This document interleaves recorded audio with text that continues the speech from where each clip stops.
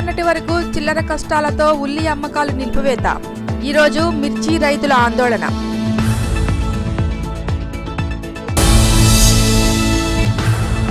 గుడుంబ నిర్మూలనకై నడుం బిగించిన మహబూబాబాద్ జిల్లా అధికార యంత్రాంగం. గుడుంబ తయారీ విడనాడితే జీవనోపాధి కల్పిస్తామన్న కలెక్టర్ రొనాల్డ్ రోజ్. నేటి అర్ధరాత్రి నుంచి పాత 500 నోటుకు చెల్లుచీటి.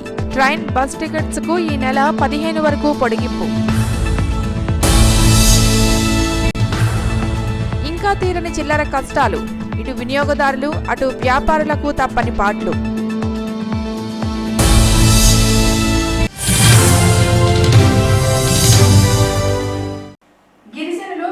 తయారు చేస్తూ వారి పిల్లల భవిష్యత్తు విస్మరిస్తున్న కుటుంబాల్లో మార్పు తెచ్చేందుకు మహబూబ్ నగర్ జిల్లా అధికార యంత్రాంగం నడుం బిగించింది.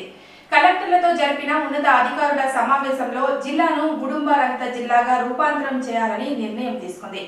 గుడుంబ మారివేసి సరఫరా విడనాడిన వారికి జీవనోపాధి కల్పిస్తామని జిల్లా కలెక్టర్ ప్రీతి మీనా హామీ ఇచ్చారు. మహబూబాబాద్ జిల్లా కలెక్టర్ కార్యాలయంలో జిల్లా కలెక్టర్ ప్రీతి మీనా అధ్యక్షతన గుడుంబ నిర్మూలనపై అవగాహన సదస్సు నిర్వహించారు. ఈ సందర్భంగా కలెక్టర్ మీనా మాట్లాడుతూ గుడుంబ తాగడం వల్ల జరిగే ప్రమాదాలను వివరించారు. జనవరి 26, 2017 లోపు మహబూబాబాద్ జిల్లా వ్యాప్తంగా గుడుంబ నిషేధం జరగాలని, దీనికి ప్రతి ఒక్కరూ సహకరించాలని ఆమె కోరారు. ప్రతి గ్రామంలో ప్రజలకు అర్థమయ్యే విధంగా అధికారులు అవగాహన సదస్సులు ఏర్పాటు చేయాలని, ప్రతి ఒక్క అధికారి గుడుంబ నిర్మూలన కోసం నడుం బిగించాలని ఆమె కోరారు. ఈ కార్యక్రమంలో joint collector Damodar Reddy, SP Muralidhar, superintendent Seshavarao, వివిధ పోలీస్ శాఖల అధికారులు పాల్గొన్నారు. డబ్బుల కోసం ప్రజలు ఒక్కసారిగా బ్యాంకులో వెళ్లడంతో బ్యాంకు అద్దాలు పగిలి ఓ మహిళకు స్వల్ప గాయాలయ్యాయి. ఈ ఘటన వరంగల్ జిల్లాలో చోటు చేసుకుంది. ప్రభుత్వం చొరవ చూపి నోట్ల కష్టాలు తీర్చాలని ప్రజలు కోరుతున్నారు. వరంగల్ రూరల్ జిల్లా నర్సంపేట పట్టణంలోని ఆంధ్ర బ్యాంకులో ఈరోజు బ్యాంకు తెరవక ముందే ప్రజలు భారీగా బారులు తీరారు. బ్యాంకు గేట్లు తెరవగానే ఒక్కసారిగా తోసుకెళ్లడంతో బ్యాంకు ముందుగల డోరు గ్లాసు పగిలిపోయింది. అప్రమత్తమైన బ్యాంక్ అధికారులు పోలీసులకు సమాచారం అందించడంతో బ్యాంకులో సమస్యను అదుపులోకి తెచ్చి క్యూలో పంపిస్తున్నారు.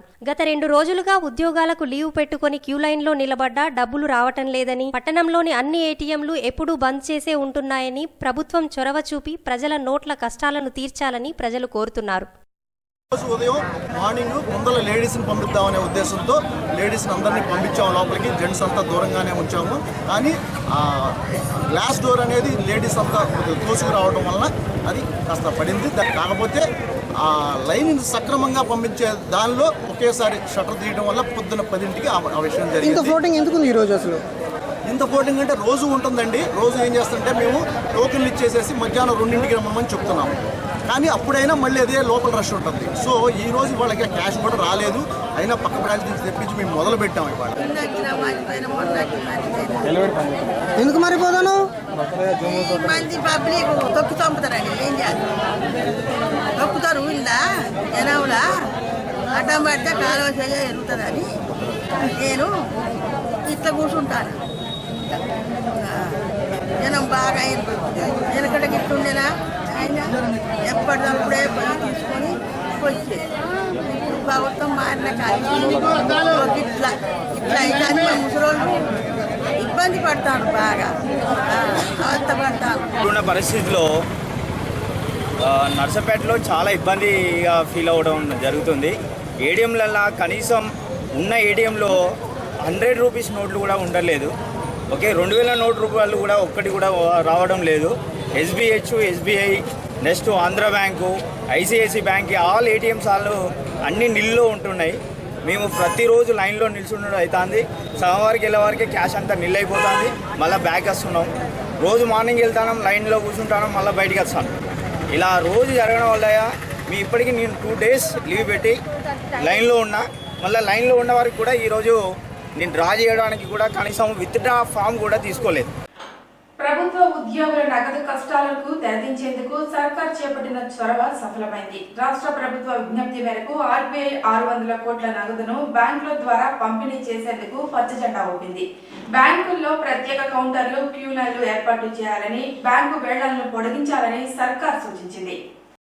1వ తారీఖు రావడంతో నోట్ల రద్దీ ప్రభావం బ్యాంకులపై తీవ్రంగా కనిపిస్తోంది. కరీంనగర్ జిల్లాలోని కలెక్టరేట్ బ్యాంకులో ఉద్యోగులు, పెన్షనర్లు తీవ్ర అవస్థలు పడుతున్నారు. ఉద్యోగులకు తొలి రోజున 10,000 రూపాయల వేతనం నగదు రూపంలో ఇస్తుండటంతో వాటిని తీసుకునేందుకు బార్లు తీరారు. అయితే బ్యాంకుల్లో నగదు కొరత లేదని ఎప్పటికప్పుడు పరిస్థితిని సమీక్షిస్తున్నట్లు మేనేజర్ నరసింహారావు తెలిపారు. పెద్ద నోట్ల రద్దు చేయడం మంచి నిర్ణయమేనని, అయితే చిల్లర సమస్య లేకుండా ప్రభుత్వం చర్యలు తీసుకోవాలని ఉద్యోగులు, పెన్షనర్లు కోరుతున్నారు. నగదు పరిమితి కూడా 10,000కు మించి ఇవ్వాలని డిమాండ్ చేస్తున్నారు.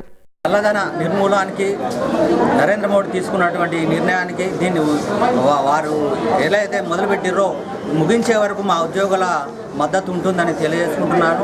ఈ నల్లధన నిర్మూలనానికి ఉద్యమంగా భావించి ప్రభుత్వంతో పాటు మా ఉద్యోగులు కూడా సహకరిస్తారు. అయితే ఈ సందర్భంలో కేసీఆర్ తీసుకున్నటువంటి నిర్ణయము 1వ తారీఖు నాడు 10,000 ఇవ్వడానికి వారు తీసుకున్నటువంటి చొరవ నిజంగా అభినందనీయము. వారికి ఎల్లవేళలా కృతజ్ఞత ఉంటామని కోరుతూ మరి ఒక్క 10,000 ఇంకొక వెసులుబాటు కల్పిస్తే మేమంతా నిజంగా సంతోషంగా ఉంటాము, ఇబ్బందులు లేకుండా ఉండగలమని తెలియజేస్తున్నాం. అరికట్టడానికి దేశ శ్రేయస్సు కోసము, దేశాన్ని ఉగ్రవాదుల బారి నుంచి కాపాడుకోవడానికి గౌరవ ప్రధానమంత్రి నరేంద్ర మోడీ గారి తీసుకున్న ఈ పెద్ద నోట్ల రద్దును ప్రభుత్వ ఉద్యోగులుగా, ప్రజలుగా మేము స్వాగతిస్తున్నాం, సంతోషిస్తున్నాం. అదేవిధంగా ఈ కొత్త నోట్ల ఉత్పత్తి లోపల, నిర్మాణం లోపల కొంత ప్రాబ్లం ఉన్నమాట వాస్తవమే. ప్రభుత్వ ఉద్యోగులకు 10,000 రూపాయలను ఈరోజు తమకు జమైన అకౌంట్ల నుంచి తీసుకోవడానికి వెసులుబాటు కల్పించారు. తదనుగుణంగా ఈ కలెక్టరేట్ బ్రాంచ్ లోపల ప్రభుత్వ ఉద్యోగుల కోసము, పెన్షనర్ల కోసము ప్రత్యేకమైన కౌంటర్లను కూడా ఏర్పాటు చేయడం జరిగింది. ప్రభుత్వ ఉద్యోగులకు ఎలాంటి ఇప్పుడు ఇబ్బంది లేదు. ఒకవేళ చిన్న చిన్న ఇబ్బందులు ఉన్నా కానీ మా శ్రేయస్సు కోసము, మా దేశ శ్రేయస్సు కోసము, ప్రజల శ్రేయస్సు కోసమే నరేంద్ర మోడీ గారు, గౌరవ ప్రధానమంత్రి గారు తీసుకున్న నిర్ణయాన్ని కాబట్టి మేము సంతోషంగా అంగీకరించడానికి సిద్ధంగా ఉన్నాము. ఎక్స్క్లూజివ్గా పెన్షనర్స్ ఒక కౌంటర్లో గవర్నమెంట్ ఎంప్లాయీస్కి ప్రభుత్వం చెప్పినట్టుగా గవర్నమెంట్ ఎంప్లాయీస్కి 10,000 రూపాయలు ఇవ్వాలని చెప్పేసి దానికి సపరేట్ కౌంటర్ పెట్టాము. అలాగే రిసిట్స్ కట్టుకునే వాళ్ళకి సపరేట్ కౌంటర్ పెట్టాము.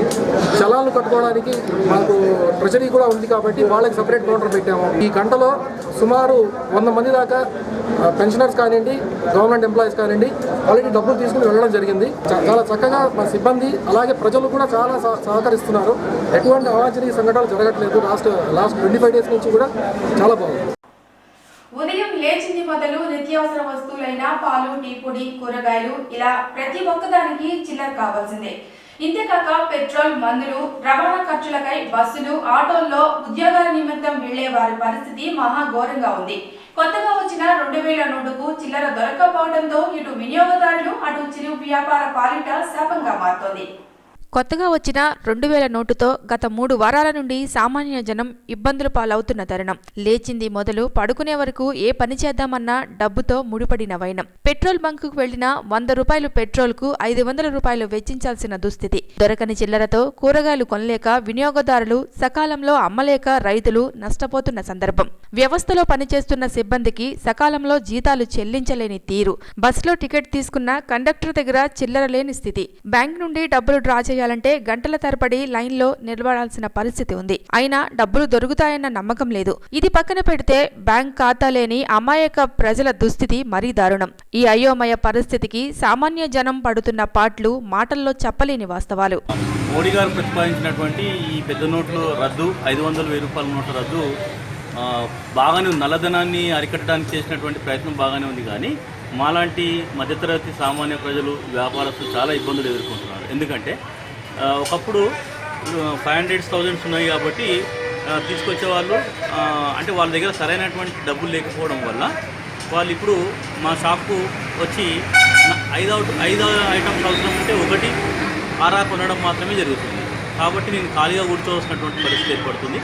ఇంకొకటి ఏంటంటే ఒకవేళ తెస్తే కూడా 2,000 రూపాయల నోటు మాత్రమే తీసుకొస్తున్నారు. 2,000 రూపాయల నోటు చిల్లర మా దగ్గర లేదు. ఏదో 100 రూపాయల ఐటమ్స్ కొనుక్కున్నంత మాత్రాన 2,000కు మేము మళ్ళీ 1,900 ఇవ్వలేకపోతున్నాం. నాకున్న పొలం 4 ఎకరాలు, అందులో 2 ఎకరాలు పత్తి వేసాను, 2 ఎకరాల్లో ఉల్లిగడ్డ వేసాను. ఉల్లిగడ్డ అమ్ముడు పొలం అంటే మాకు దళారులు 500,000 తీసుకురావడం వల్ల కూలీలకు ఇవ్వలేని పరిస్థితిని బట్టి మాకు చెల్లెలని అట్లే మిగిలిపోయింది. ఏం చేయలేని పరిస్థితి ఎట్లా ఉందో అర్థం కావట్లేదు. అది నాశనం అయిపోతుంది ప్రజెంట్. ఇప్పుడు కూలీలకు మనం 500 నోటిస్తే తీసుకోవట్లేదు. దాని పరిస్థితి ఏం చేయాలనేది గవర్నమెంట్ తక్షణ పరిష్కారం చూపాలని మనస్ఫూర్తిగా కోరుకుంటున్నాం. ఈ పెద్ద నోట్ల వల్ల మోడీ ప్రవేశపెట్టిన 500, 1000 రూపాయల రద్దు వలన సామాన్య జనాలు చాలా ఇబ్బందులు పడుతున్నారు. ఇది మంచి నిర్ణయమే, కానీ చిరు వ్యాపారులకు కానీ ఇక చాలా ఇబ్బందులు ఉన్నారు. ఎందుకంటే చిల్లర వలన 500, 1000 రూపాయల నోట్ల వలన చిల్లర దొరకకపోవడం వల్ల చాలామంది ఇబ్బందులు పడుతున్నారు. అదే 1000 రూపాయలు రద్దు చేశారు. కొత్తగా 2000 నోట్లు ప్రవేశపెట్టారు. ఆ 2000 నోట్ల వల్ల కూడా కొన్ని నకిలీ నోట్లు రావడం జరిగింది. దానివల్ల కూడా సామాన్య జనాలు ఏ నోట్ అనేది చిల్లర చాలా ఇబ్బంది పడుతున్నారు.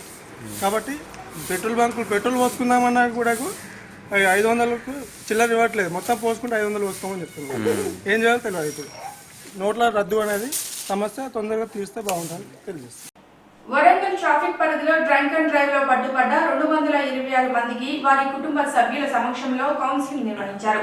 మొదటిసారి కాబట్టి ఫైన్ తో పంపించామని, రెండోసారి మాత్రం డ్రంక్ అండ్ డ్రైవ్ లో దొరికితే లైసెన్స్ రద్దు చేస్తామని ఏసీపీ ఈశ్వర్రావు హెచ్చరించారు.